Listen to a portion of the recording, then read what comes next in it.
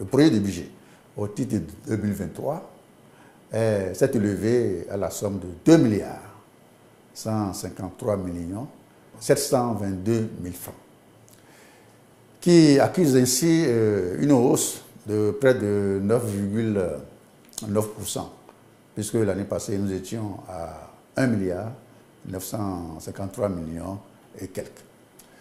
Mais c'est un budget insuffisant. Nous avons eu l'occasion de le dire aux honorables députés, tant les défis qui sont ceux de la Cour suprême sont nombreux. Nous sommes en responsabilité. Nous voulons bâtir une justice de qualité, une justice qui reste dans son temps, une justice non pas expéditive, mais une justice efficace.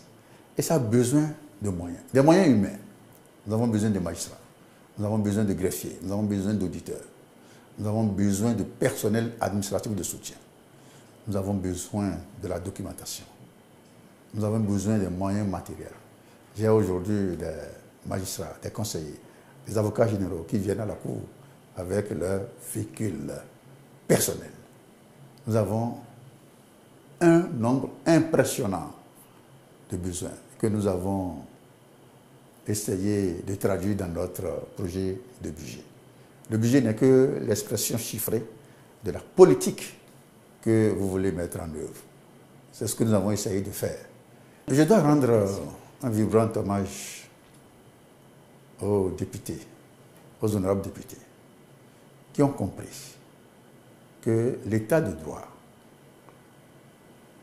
la démocratie qui est en chantier dans notre pays, ne peut se construire, ne peut se consolider sans la justice.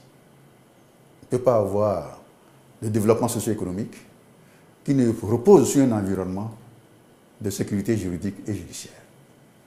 Ça, ils l'ont compris. Et je voudrais leur en rendre un témoignage vibrant. Ils ont compris que la justice est au cœur du pacte démocratique de notre société. Et c'est ce qui les a amenés à nous comprendre et à soutenir toutes nos suggestions. Ils sont même allés au-delà de nos propositions.